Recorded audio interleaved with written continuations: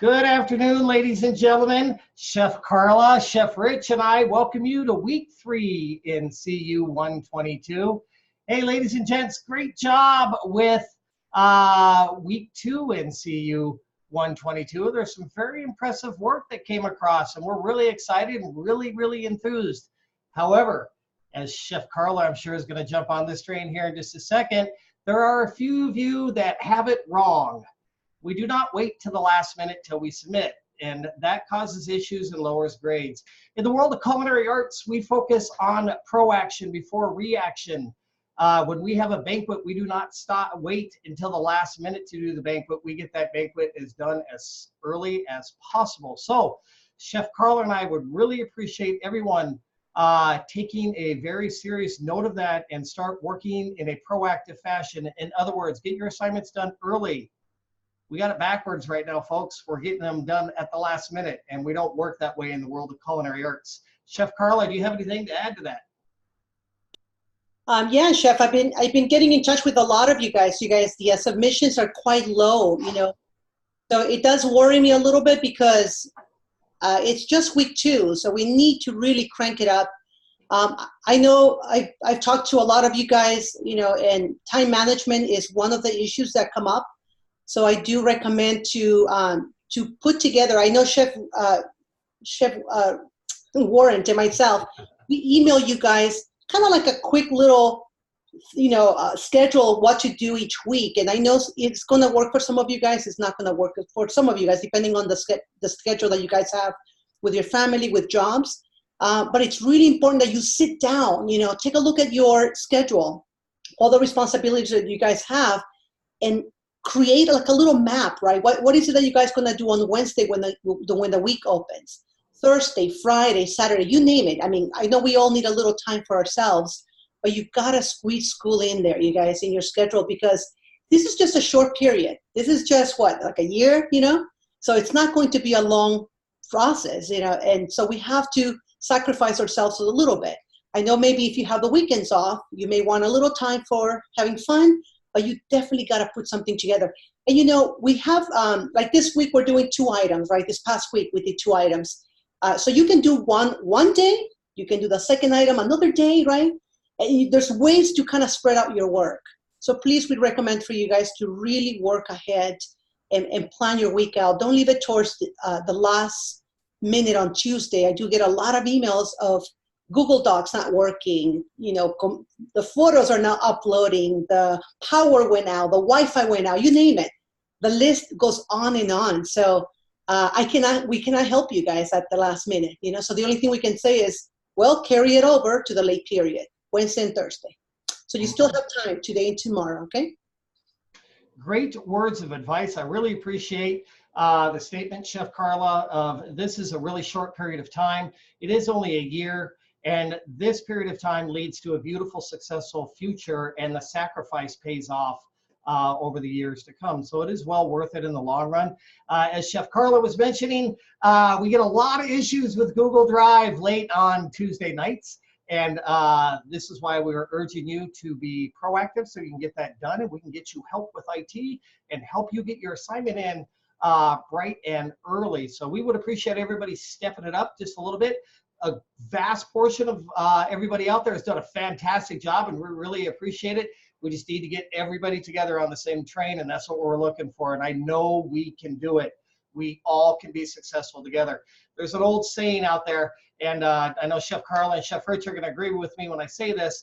I've run a lot of kitchens over the years, and I know they have too. And hi, Chef Rich. Chef Rich. Take yourself off of full screen. Down at the bottom. Yeah, there you go. Click that X. There you go. But ladies and gents, that was a cameo appearance by our very own Chef Rich. But like I was about to say, there's never really been too many great chefs, but there's been a lot of great teams out there. And all of you are a very important part of this culinary team. And it takes an entire team working together to succeed, and that's what we want to see in this class. So Great job, everybody. You guys have rocked the house in week 2, and we are really looking forward to working with everybody for week 3. So Chef Rich,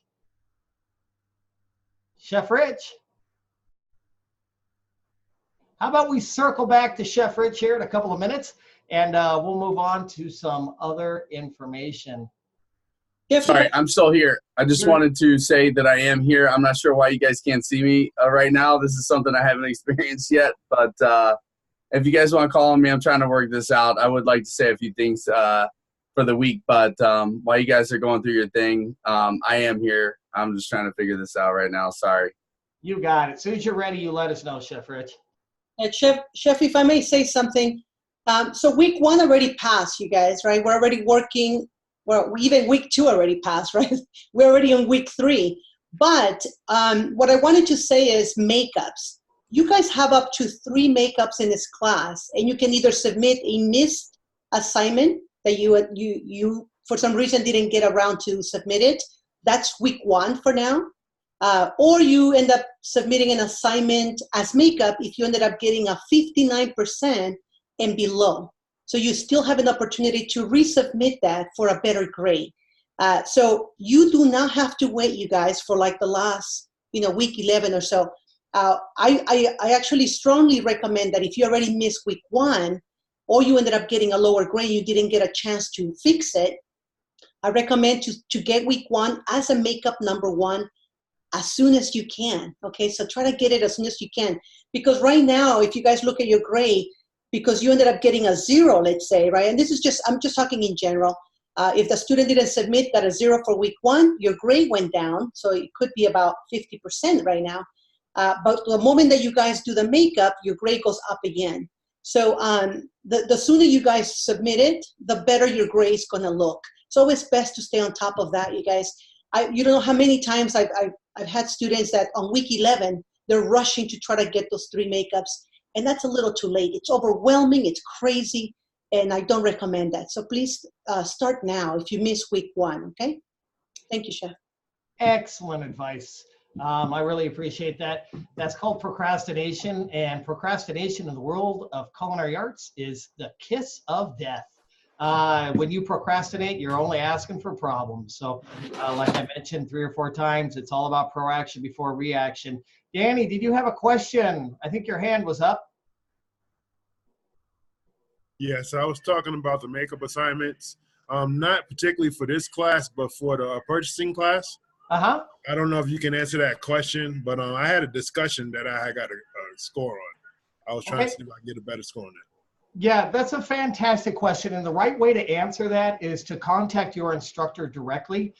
Chef Carla and I would hate to give you information that does not coincide with their thought process. So if you could contact them, that would be best. Sound good? Thanks, Danny. Chef Rich, looking good down there. Ready to roll? Made it. I'm all good. I made it finally. Sorry about that little hiccup here. So it happens. Good seeing everybody. For me, just talking about the week, I see like these kind of trends when I sit down and look at everybody's assignments and kind of see like these common threads throughout.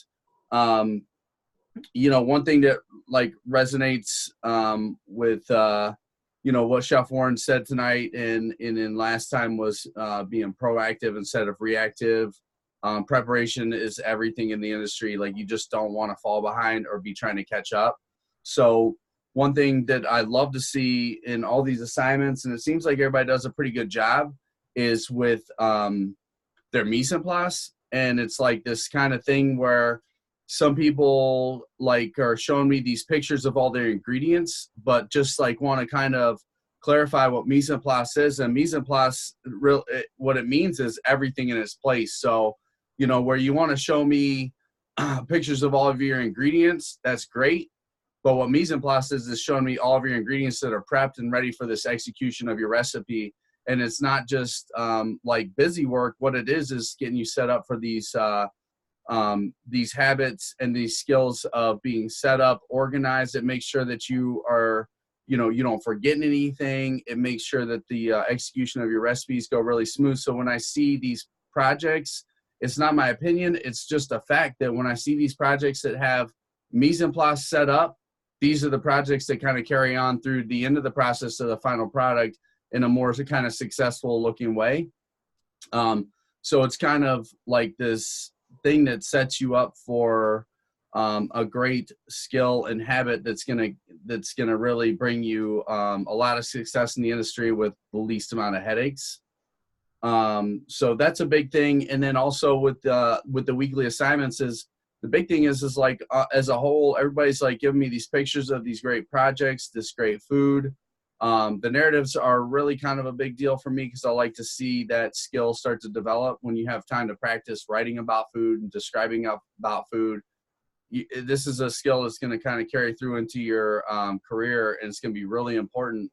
But it's just like when I see these projects, somebody's going to present these projects, and I get these great photos, this great food product, but it's the details where like I'll open up these weekly assignments where I see like this great work done, but it's like it's a self ID photo, a sanitation photo that's left out, and then like, oh man, like you could have had 100%, and I want to give you 100%.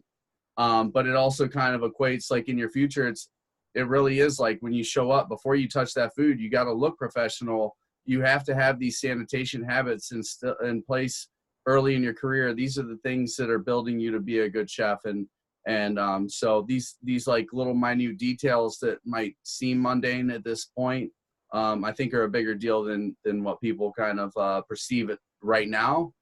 But like looking professional and practicing good sanitation habits, these are going to be expectations of you every day you show up to work. So that's when I look into your assignments, that's really what I'm looking for, is like these details and stuff.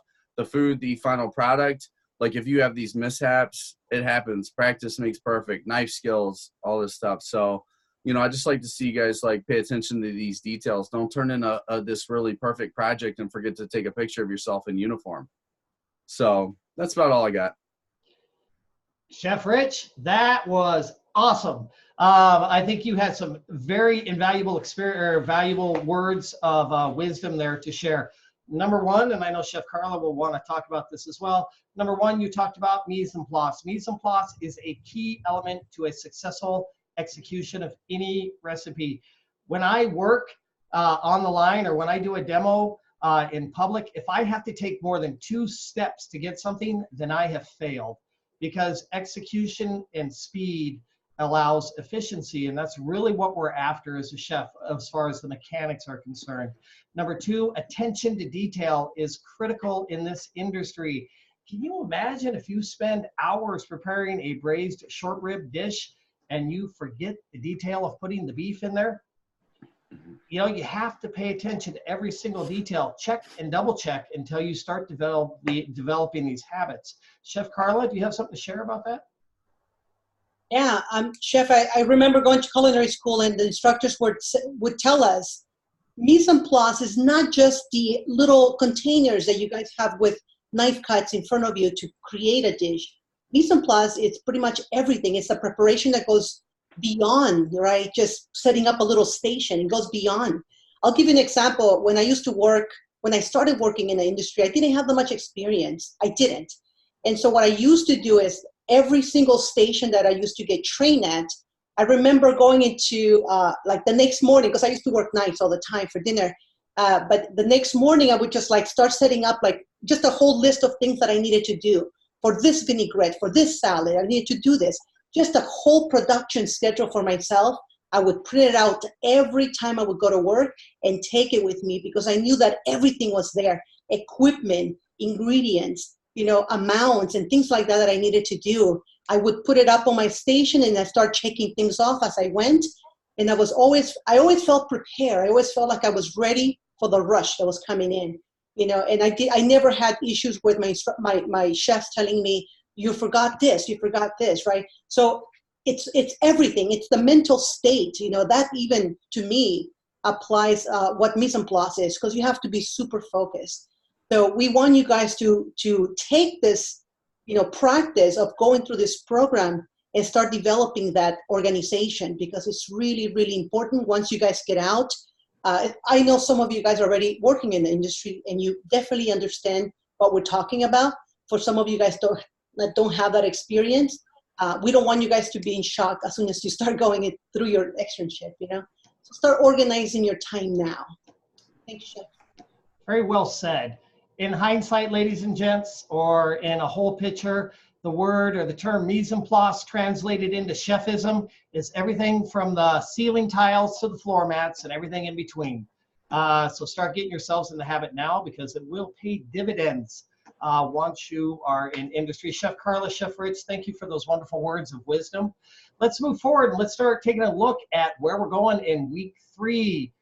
Chef Carla brought up some information. She said that when she first started in industry, she made a list. And you know what, ladies and gents? Here is a recommended list for all of you to take a look at this week. This will ensure your on-time submission. This will ensure that you have enough time to do it properly and remember all those little details that Chef Rich was talking about. This week we have 2 knowledge checks. Don't forget to take both knowledge checks, ladies and gentlemen. We had a couple of students that took one or the other. You must remember to take both. And you can take those knowledge checks as many times as you like, and only the highest score will stick. Hey, ladies and gents, the real winners in this course are the ones that attend the live session each week or watch the live session archive. So keep up the great work. We're so happy everybody's here. That really means a lot. And then this week in the kitchen, we're making pickled cucumbers and sausage. So that is on the slate in the kitchen this week. And then on Thursday, ladies and gents, sit down, grab a cup of coffee, do your research materials. Remember that you can take those knowledge checks as many times as you like, and only the highest score is going to stick. So take them, take them, take them. It really helps your grade. On Friday, sit down, read and understand your assignment. Like Chef Carla was talking about, take a few extra minutes, sit down, get the recipe out, read through the recipe, understand the steps to the productions, see where you can break it down. This is time management. Not all of us have enough time to sit down on a Sunday and get everything done all in one shot. But if you sit down on a Thursday or Friday, make yourself a prep list. Maybe this week you have pickled cucumbers and you have sausage. Maybe consider breaking them down into one day this, one day that. Instead of trying to attack the whole elephant, just go for the toenail. It'll be done a lot easier that way. Also, make yourself a timeline. Hey, I'm going to do this on Saturday, I'm going to do this on Sunday, and I'm going to have my assignment in by Sunday night. And then Saturday and Sunday, it's highly recommended. Complete that assignment and check against the rubric. Chef Rich brought up a couple of very important things a moment ago that some people are forgetting, simple things like sanitation setups and uniforms. Ladies and gents, just check it off against the assignment submission to ensure that you have all your photos there. It'll really help you out. And currently, you are developing habits that will remain with you for the remainder of your time in industry. And once you're in industry, you're going to be so glad you have them. And then make any changes as suggested by Chef Rich on Monday and Tuesday. Chef Carla was talking about, resubmitting your assignments. When you wait till Tuesday night to submit your assignment and you have to make changes, it's kind of hard to get everything done in time. But if you submit on the weekend, Saturday or Sunday, you have plenty of time to make changes, and boom, you've got 100 on your assignment. And that's what our goal is. And so we're all here to help you out, ladies and gents. I know everybody out there can do it. I know this class is going to rock the house. So keep doing what you're doing. Chef Carla and Rich and I have a lot of faith in everybody. Ladies and gents, here is a quick conversion chart for your second knowledge check this week, for your conversions knowledge check. I know it seems a little bit tedious right now to be doing this each week, but once you're in industry, you will be using that information quite a bit, especially when it comes to scaling recipes. And you have to remember, the #1 responsibility of any chef out there is to generate profit. And one of the ways that we generate profit is through measurement and through consistency. And so scaling and conversion charts pay dividends in the long run. Does anyone have any questions about week 3? Ladies and gents, we're about to enter into one of my most favorite worlds. And I think most chefs love this as well. We're going to talk for just a moment about charcuterie. Charcuterie is a form of preservation and a form of force meat and a couple of other things. But first, there's a small story behind charcuterie. And the story goes as this: back in the medieval days, the kings and the queens would get all the fine cuts of meat, the fillets and the ribeyes and all that kind of stuff, the palatable meats. And the poor people, or the peasants, would get all the unpalatable, tough cuts of meat. And they had to find a way to make that food palatable and a way to preserve those foods. And hence, that was the birth of charcuterie. Foods that we know today as pâtés, as salamis, as force meat, which we're going to talk about here in just a few minutes, sausages, that type of thing. And so that's how far back this method of cooking goes. And that is the story of charcuterie. So I really want to thank the royal family in advance, because if it wasn't for them, the peasants wouldn't have developed the charcuterie. Any questions about charcuterie? No? Anything to add to charcuterie, Chef Rich, Chef Carla? Well, I love anything that it's preserved, anything, like pâtés and all. I just enjoy doing it, and I think it's such a great technique to learn how to do all these different forms of preservation, because you work with a lot of product that it's fairly inexpensive, like if you're working with liver, for example, right?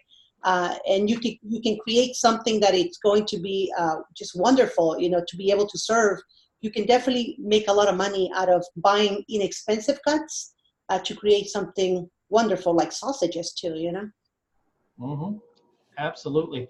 I think, and it's very appropriate, because last week we talked about hors d'oeuvres in this class, and a lot of hors d'oeuvres require some form of charcuterie, whether it is a sausage, or whether it is a pâté, or a terrine, or a galantine, or a ballantine. So very, very useful skill.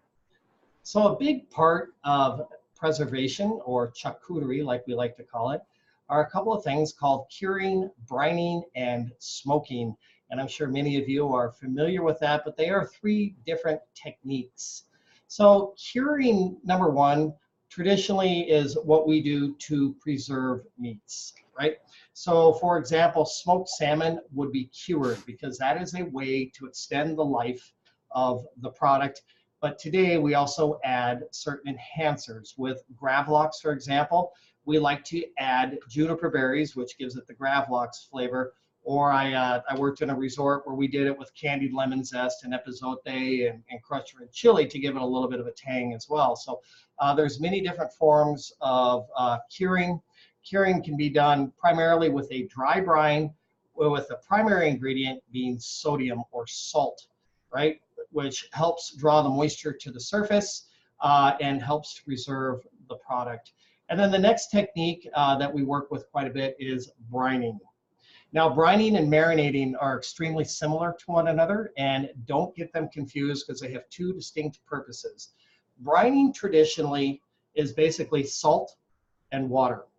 Now, a lot of us will add beer, we'll add caramelize this, or we'll add, whatever the case may be, to induce some flavor into that protein. But the purpose of brining is to add moisture by osmosis to the protein. The protein traditionally will be a drier meat, such as poultry, turkey, chicken, something of that nature. So that's the point of brining. And then the third category that kind of falls in there would be marinating, right? Because marinating is very similar to brining. However, with marinating, it's our purpose to induce flavor into the product, and traditionally we'll use an acid.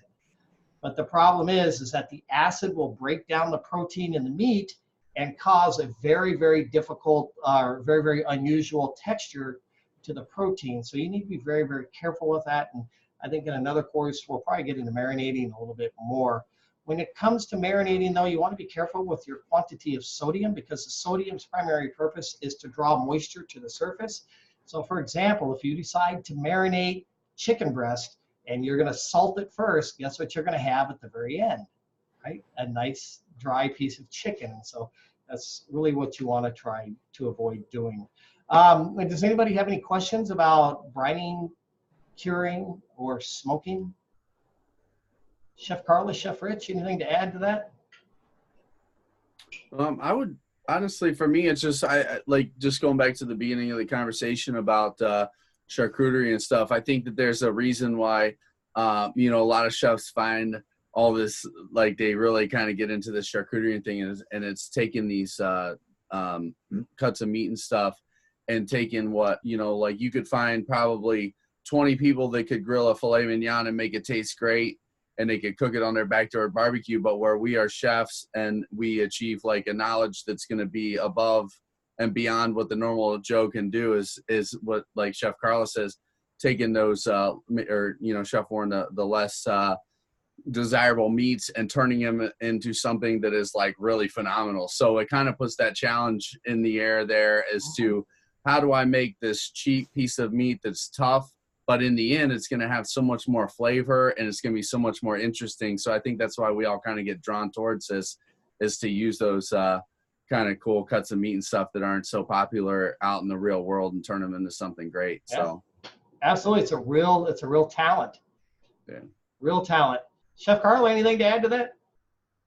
I was just going to say that when it comes to all these different techniques that we're going to be covering this week, it's the main idea. One of them, obviously, is to try to kill bacteria, pretty much. Bacteria, I think, is the number one microorganism, that kind of destroys food in general, bacteria, fungi. So the idea is to put this type of food into an environment that is not desirable by bacteria.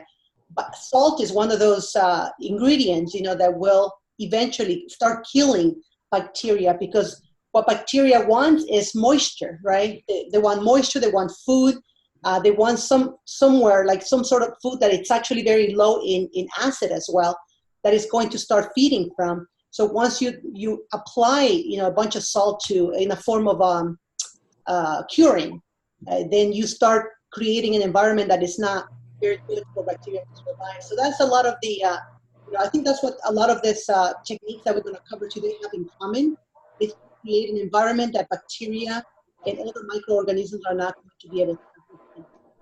Absolutely. Very well said. Listeriosis and botulism being two of the largest foodborne bacteria that thrive in that high protein, high moisture area. By adding the sodium and the nitrate and the nitrite, sodium nitrate and nitrite to the mixture as well, then you do remove additional moisture. And what that does is that lowers down the water activity in the product, and the bacteria does not have what it needs to grow, and they get out of town. So very well said, Chef Carla. Chef Danny, what's up? I was wondering about the smoking process. Smoking for curing versus smoking for cooking and flavor. What's the difference? Smoking, okay, when you cure a product, for example, such as salmon, curing is going to force the proteins to coagulate. If you take a look at the proteins underneath a microscope, they're straight. When they hit the sodium and the acid, they curl up like this, just like a pig's tail. So in a technical sense, they're actually cooked. So when we go to smoke salmon, which is a very delicate food, we will do what we call a cold smoke, which just induces the flavor of the wood into the fish. The carcinogens is what we're after. However, if we're working with a more sturdy protein, such as duck that's been sitting in a brine, or poultry that's been in a brine, we will do a hot smoke, because we want to make sure that we're bringing that up to at least 145 degrees of internal temperature, to make sure that we've killed any of the bacteria that's running along the bones or in the flesh itself. That make sense, Danny? Yes, thank you. You're welcome. All right, ladies and gents, any other questions about charcuterie? Let's rock on. Let's talk a little bit about force meat, ladies and gentlemen. Force meat is a byproduct of the charcuterie age, thanks again to the royalty. And it basically boils down to a ground product, right? So we have whole proteins, or we have primal cuts of proteins, and we will run them through a grinder and make them various different sizes. For example, you have the ground beef that you buy in the store, which is a relatively large ground. However, if we were making a pate we would actually work it down to a finer texture and run it through a sieve in order to create that nice, smooth texture. Now, this will be mentioned in your assignment this week when it comes to sausages. And force meat, yes, we grind burger, or we grind sirloin. We also grind pork. We also grind turkey for various purposes.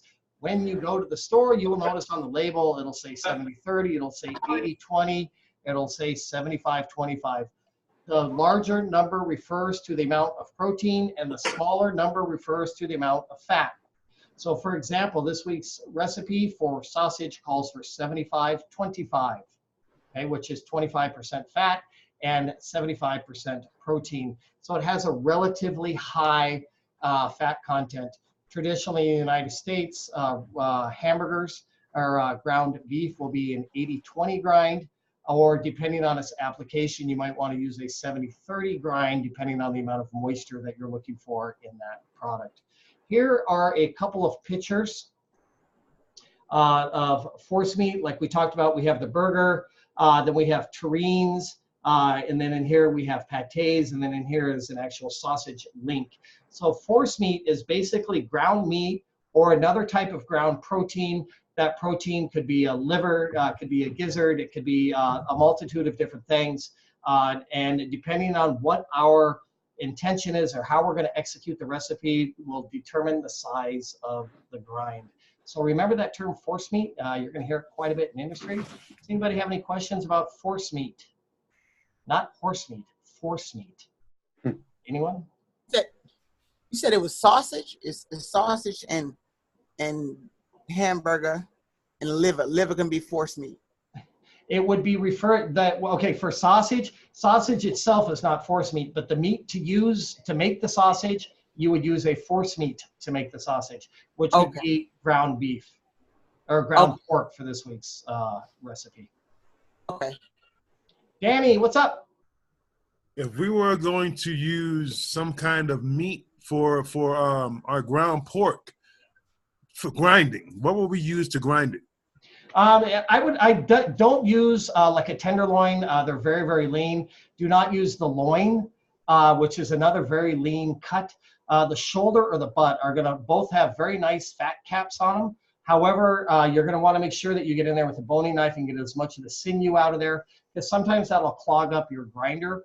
But those cuts generally have a tendency to work out a little bit better, and they're a lot less expensive, and they grind very, very well. Does that answer your question, Danny? Thank you. You're welcome. Ladies and gents, on your class page, there is a link to different types of sausages out there. And there's Chef Carla, Chef Rich, and I could probably talk to you for the next couple of hours about varieties of sausages out there. So we've put that onto the class page. And here's a couple of different varieties that are common, right? So we have Italian sausage that comes in sweet, mild, hot, salami, Genoa salami, capicola, mortadella, traditional sausage, which would be a smoked sausage, chorizo, which there are hundreds of varieties, from a ground soft link to a Palacios chorizo from Spain, which can be a hard variety, bratwurst, knockwurst, weisswurst, andouille. I can't even pronounce that one. Boudin, which is a blood sausage, and fouet. So, ladies and gents, hundreds of types of sausages out there, and it's really limited to your imagination. What Chef Carla, Chef Rich, and I really want you to take from this week's recipe is the technique of preparing the sausage. If you can prepare the technique correctly, then the world becomes your oyster, because you can then add in your choice of flavoring techniques, and that's what this whole program is all about. Brenda. Yeah, hey, Chef. Hey, Brenda. Those pictures that you just showed of the sausage, is that what we have to use, similar to what we have to use? No, it's not. It's just giving you a scope of different sausages that are out there. However, once we get to the actual recipe for this week, we'll get into detail about that. Okay, the only reason why I asked is I went out today and got the sausage that I needed, and I'm hoping I got the right stuff. It's hard to find ground sausage around here. Should not have bought sausage. because the recipe is for sausage that you have to make. So you'll have to buy ground pork to make the sausage. Okay. Does that sound good? If you have any questions, give me a jingle after class and we'll talk about it. Okay. Sound good? Okay. All right, ladies and gents, any other questions about sausage? No? Chef, Yes. if I can't use pork, can I use like chopped meat? Chopped meat as in ground beef? Yeah. Yeah, if you don't eat pork, yes, we understand. That's fine. However, if it's just because you don't care for pork, we highly urge for you to use the pork because once you're in industry, you're going to be preparing a lot of things you don't care for, but you still have to learn and understand those flavors. It's very, very important. And it also helps you expand your repertoire of different flavors because the more flavors you expose yourself to, the more foods that you can learn how to make. So if you don't, if for religious purposes or for another purpose you are unable to consume pork, then absolutely, I wouldn't recommend going ground beef, but I would recommend going with ground chicken. And you're gonna have to make sure it is a higher fat content, especially with the chicken, probably at least a 70-30. Okay. Good? Yeah. All right. Okay, Lakeisha, what's up? Hi, Chef. What Hey. about the casings that What's that? wrapped around the little casings that's wrapped around the sausage? You are my angel, because you know why? That is a beautiful segue into our next topic. That's up next. Thanks for bringing that up. All right, Danny, what's up?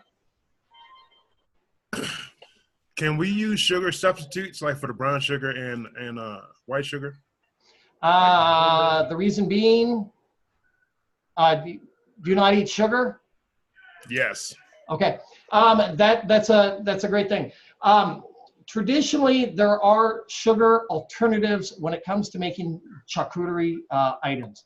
For example, with breakfast sausage, instead of putting sugar or any other type of product in there, which I don't think the recipe calls for, but you can add apple juice, you can add grape juice, which are much more complex carbohydrates such as fructose and glucose that generally work out well with people's diets. Because those sugars do play a specific role as far as viscosity is concerned and caramelization. So if at all possible, you want to try to use them. Thank you. You're welcome. The apple juice and what? Apple juice or another juice works well. Or I've also seen chefs add a small dice or a brunoise of apple to add some sweetness to the product as well. Okay. Okay. Yeah, which acts as a great alternative. Ladies and gents, because of Lakeisha, we have a wonderful segue into our next topic, which is going to be casings, right? Casings are what hold the sausage links together, okay? Those casings are traditionally or naturally animal intestines, right? And we take them, we wash them out very well. They come to us clean to begin with. But that's traditionally what we will fill our sausage links with. Now, in today's world, there are several different types. There are synthetic, and then there are other, what they call natural casings that are made from collagen that they extract from the cartilage from the animal. Those are edible, but there are other types of casings that are used that are made from a paper product that are used for salamis and mortadellas and Genoa salamis as well. So the most common type of casings that are used are sheep, goat, and hog. Obviously, depending on the size of your charcuterie item, like a mortadella, for example, would be about that big around, very applicable for hog. However, if you're making a chorizo link or an andouille sausage, you're probably going to want to work with a goat or a sheep, which is much smaller in diameter.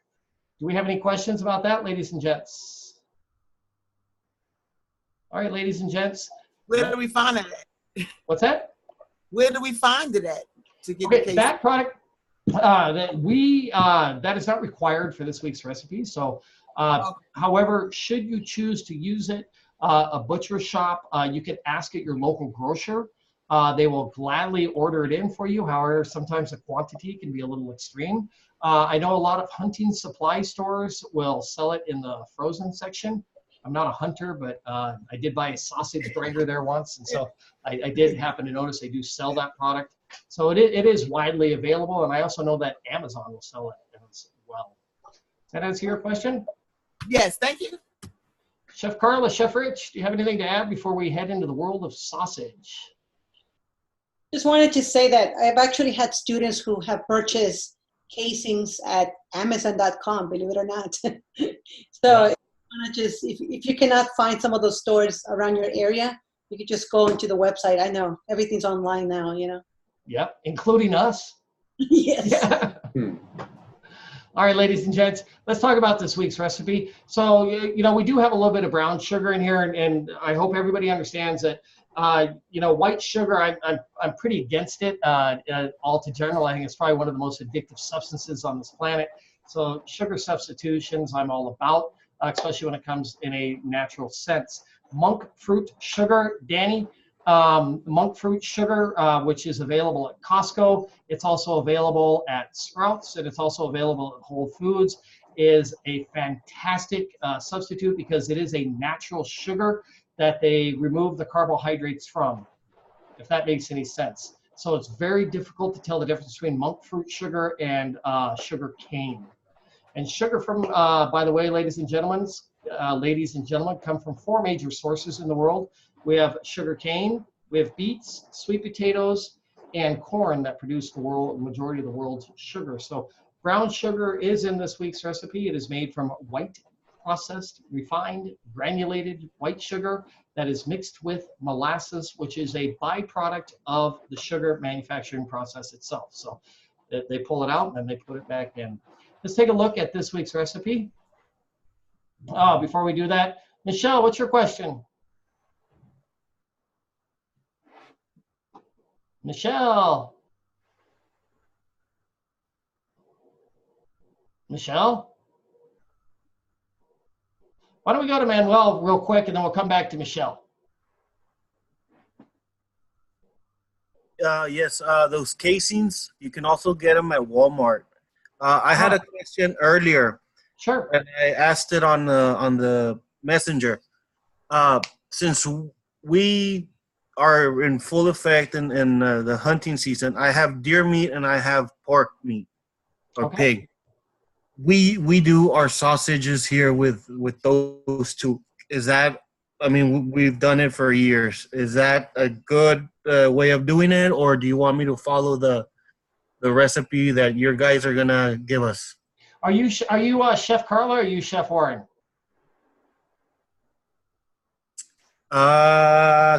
I think it's Warren. Okay, so that's a great question, and that is something that they commonly do. A lot of hunters will mix, especially meats like venison, with pork because the pork has a much higher fat content and the venison is extremely lean. And I'm fine if you do that for this week's assignment. So I don't have an issue with that. So, perfect. Sound good? Michelle, did you still have a question? Ladies and gents, let's take a look at our sausage recipe for this week. Okay, so earlier in the class, we talked about what this 75-25 means, right? So that's going to be 75% protein, 25% fat. You need to make sure that you do not let your pork sit out on your counter for an extended period of time for this recipe. When it comes to charcuterie and or sausage making, it is critical that you keep your fat in a solid state, because if it liquefies, it disperses, and you will not get the right mouthfeel or texture from the product. So it's very, very important that you're working with a properly refrigerated product. Rubbed sage, very, very important. I don't know if anybody's picked up on this one yet, but saw, right? Latin for pig, and sage, right? So sage is a critical ingredient when it comes to making sausage. Then we have salt, black pepper, marjoram. Marjoram, by the way, is the mother of oregano. And we have brown sugar, clove, nutmeg, and cayenne. Those are your ingredients for this week. Make sure that you get your grind as close as possible to 75-25. If you are in an area where you can't find 75-25, go ahead and use 80-20 or use 70-30. The big difference that's going to happen is the actual yield. when your product cooks will be the actual size, but you will have a nice moisture. Yolanda, what's your question? What did you say the marjoram was? That is actually the mother of oregano. So you could actually use a little bit of oregano if you don't have marjoram. That would be fine. Thank you. You're welcome. All right, ladies and gents, this is the assembly method. You are going to assemble your dry ingredients in a bowl. Make sure they're mixed well. In a separate bowl, you're going to have the ground pork very cold.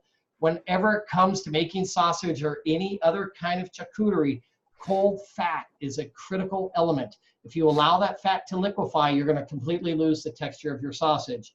Add the spices to the pork, mix well. You're going to add ice water and to continue and mix until that sausage is sticky. What you should be able to do, you should be able to touch the sausage and it should come up with your finger. It should be a sticky substance. It's very, very important. That ice water also ensures that that fat does not disperse and also loosens up the mixture just a bit, which allows the heat to penetrate a little bit better when it comes to cooking. After you have your sausage patty made, you're going to take a small piece, you're going to cook it off. Always do that, ladies and gents. Never make a whole batch of sausage, grind it or link it, and then taste it. That's a big mistake, just speaking, I'm just saying from experience. So you're going to go ahead and cook off a little patty, make sure it tastes good, and then you're going to shape them into 1 ounce patties, 1 ounce disc, just like this. A couple of different ways that you can do it.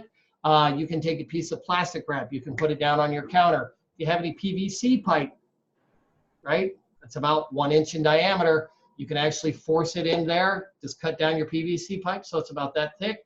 Force it in there, pack it in there, and then you'll have a nice round disc. If not, you can just shape it with your hands, which works out well. When that is done, you are not going to cook your sausage until next week for this recipe. Make sure that you stack it up with parchment paper in between, or you can take a small sheet pan, put parchment paper down, and lay your patties out as well. I like doing it with the parchment paper in between. You freeze them, and then you put them into a Ziploc bag, and you're set. Make sure you label, date, put your initials on it, today's date, and 7 days from today, and then you're going to keep those in the freezer until next week. Chef Carla, you have any good hints for them on this? No, I mean, you pretty much cover everything, Chef. I mean, it's just, you know, if you have some of those tools to shape it, that's great. If not, just by hand. You know, we just want you guys to go through the technique, to understand it, and have fun with it, you know, so that's it. Absolutely, yeah. Don't run out. Don't go to Home Depot, Lowe's, or don't say you can't do the assignment because you don't have the PVC pipe. That'd be horrible. But if you are going for that Jimmy Dean look, you know, go ahead and do that if you like. There is a fantastic video in the research materials this week that talks exactly about the sausage making process. So I would highly recommend you take a few minutes to watch it. Ladies and gents, Danny, you got a question? It was just reiterating what you just said. I just want to make sure I heard that right. We're not using the sausage this week at all. That is correct. You're going to take it, either lay it flat out on parchment paper, freeze it, or stack it up with parchment paper in between it. And you're going to freeze it, and we are going to be working with that sausage next week. Will we be frying off any to taste it, or? That is correct. So after you make your initial batch of mix, you're going to take a small portion of that, and you're going to cook it off, and then you're going to taste it for its flavor profile to make sure it balances on your palate and it's good. That is a habit that you need to get into with anything that you do in industry. Taste, taste, taste. Sound good? How many do you think we should get out of that one batch of 1 pound? The yield on the recipe is going to be 1 pound. All right, class. How many ounces are in a pound? 1 ounce. I'm sorry. Yeah. That was slow. That was it. Oh, don't be sorry, because that's a great segue. Because Chef Carla, Chef Rich, and I were talking about how important that conversion chart is at the beginning of the class, and here you go, right? So there's 16 ounces in a pound, they're 1 ounce disc, so we'll have a yield of 16. Yep. So that's a great example. I'm really glad you did that, Danny, because when you get into industry and you make this recipe, you're going to have to know how much it costs for you to make this recipe. And then you're going to have to know how much each unit costs you individually so you can price it appropriately for your menus. And so, I mean, that was a great exercise that you just did. So thank you. Ladies and gents, let's cruise into pickled vegetables here for the next couple of minutes before we wrap up class. Pickled vegetables are a huge subject. Going back to charcuterie, which its primary purpose is preservation, pickled vegetables, right? It wasn't always that we had cucumbers 365 days a year in our store. It used to be that we could only get certain foods during certain times of the year. In order to keep them around for the entire year, they developed the preservation of pickling. So pickling goes everything from heart and ear mix, which could be cauliflower and carrots, to cucumbers, and it is a lengthy subject. There is also a link on your class page that talks about pickling as well. So basically what you're doing is you're taking a raw vegetable, and in some cases you will salt it. The reason we salt the raw vegetable is it opens up the vegetable fibers, which allows the moisture to be released. When the moisture is released, then we add the vinegar mixture, which then seeps into the vegetable, acts as the preservative, kills any type of bacteria, and you jar it. And then you know what? You've got vegetables all year round. So that is the whole gig behind pickled vegetables. Let's take a look at this week's recipe. Pickled cucumbers. The first ingredient is English cucumbers. English cucumbers are traditionally seedless. They're also much longer. They have ridges on them, and they are traditionally coated in today's world with they're cellophane wrapped. So they're kind of a fancy cucumber. However, should you not be able to find those, or should they be a little bit difficult to obtain, feel free to go ahead and use regular cucumbers. We're not gonna, we won't say anything. But I do prefer the English cucumbers because of the seedless aspect. They seem to hold together a lot better. Kosher salt, ladies and gentlemen, only kosher salt in the kitchen. White wine vinegar. Make sure it's not white distilled vinegar, because white wine vinegar and white distilled vinegars have two radically different flavors. White vinegar in the restaurant industry is something that we will traditionally use to clean with because it's great at descaling things, removing lime. White wine vinegar has a much sweeter, much nicer flavor. Sugar, once again, that's kind of difficult to get around that. And Danny, I know that you had mentioned the sugar issue before. What you're trying to do when you work with something that's extremely acidic, you need to balance it out with some type of sweetness. If you don't want to add sugar, I would recommend adding agave nectar or honey will be a great balance for that as well. So those would be two acceptable substitutions right there. And then we have bay leaf, crushed red pepper, allspice, and fresh dill. This recipe, ladies and gents, walk in the park. You're going to slice those cucumbers really super thin, and then you're going to toss them with salt and put them into a coriander. It's kind of a cool experience because if you put a paper towel underneath that coriander or colander, after those cucumbers sit for a couple of minutes, that paper towel will be filled with moisture because those fibers are opening up. Danny, what's up?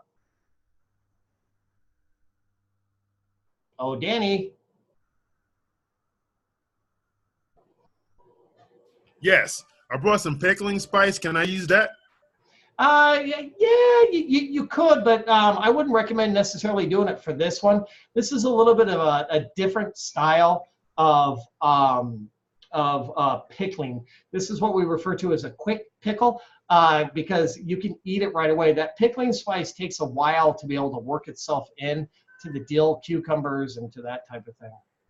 Thank you. So it would be a flavor issue. All right, ladies and gents. So you've put your you sliced them super thin, right? You want them about 1/16 of an inch, which is very, very thin. You're going to put them into a colander. You're going to toss them in salt, allow that mixture to moisture to work itself out. Then you're going to bring your ingredients to a boil: the water, the vinegar, the sugar, the bay leaf, the allspice, the crushed red pepper. Bring it to a boil. Then you're going to remove that from the heat. You're going to kind of let it cool down for a little while, and then you're going to add your fresh dill. Right? Make sure you follow this recipe. You don't want to boil that fresh dill. This doesn't look good. And then you're going to rinse your cucumbers. That is an essential step to remove that additional salt from the product. It's very, very important. Then you're going to gently squeeze. You'll put them in a clean kitchen towel or in a paper towel, Give it a gentle squeeze to remove any remaining moisture from that. And then you're going to combine your pickling liquid and your cucumbers together. And then make sure those cucumbers are submerged, and then you're going to refrigerate. Any questions about the cucumbers for this week? Ladies and gents, I shall warn you, and I'm sure Chef Carla will as well, they are addictive. You eat one, you will want to eat 10. So they're wonderful. I love putting them on sandwiches. I love serving them on salads. There is a lot of purpose for all of that. Ladies and gents, like we mentioned at the beginning of class, please remember that you take a few moments before you submit your assignment, right? Go through this list. Make sure you have checked everything off. We need to see really good self-identification photos. The purpose behind that is once you get into industry, that is a representation of your professionalism. If you show up all shaggy and wrinkled with dirty fingernails, guess what people are going to think of you? Professionalism, it counts. Sanitation station, hey, critical at this stage in the game. Mise en place, don't forget, that's everything from the ceiling tiles to the floor mats, ladies and gents, and everything in between. That is a critical issue in the world of culinary arts. And then each recipe will have its own set of pictures required, and then the narrative reflection sheet, which is very, very important. Like Chef Rich was saying, when you're in industry, you will be so thankful. Or when you get into my other class, CE 187, you're even going to be more thankful because you'll know what we're talking about. So make sure you follow through with that. Ladies and gents, Chef Carla and I got on our soapboxes as well at the beginning of the class. Your submission of on-time assignments is critical to your success in the world of culinary arts. Professionalism can be defined as someone who proacts before they react, and we expect to see that from every single one of you. We know this class can do it. We know this class can be number one, and we want to see you guys rock the house. Danny, what's up? On a narrative on the sausage, I see one for sausage patty and sausage ready. Patty ready. Patty ready and patty sausage. Okay, so just ignore the just ignore that second part. It's just you're just going to talk about the actual sausage patty. However, you are going to taste it this week, so you'll probably be able to fill the whole thing in. I'm sorry, not on the narrative, on our outline for the project for the assignment. It says there on patty's ready and patty's ready to go. Correct. Patties. So you're going to shape your patty, and then you're going to take a picture of that 1 ounce disc that you're going to make, and then you're going to layer them in between parchment paper, or you can put them onto a sheet pan with parchment paper, and then you're going to take a picture of that. Okay. So 2 different pictures. Sound good? I just see 3. I see patty's ready, and then patty's ready to go, and then patty's between. Oh, I see what you're talking about. Let me take a look at that. It should just be 2 of them. I see what you're talking about, Danny. Okay. Yeah, I'll take a look at that here in just a minute. Okay. Ladies and gents, any other questions? This class rocks. Hey, 100% on-time submissions. If anybody needs help, make sure you get out and get a hold of either Chef Rich, Chef Carla, or myself. Our goal is to help every single one of you succeed and fly to new heights. So here we are. Let's take advantage of it. Ladies and gentlemen, you guys are an awesome class, and thank you for an awesome week 2, and we cannot wait to see week 3. Take care, everybody. Have a great week. Have a great one. Have a good one. Danny, what's your question?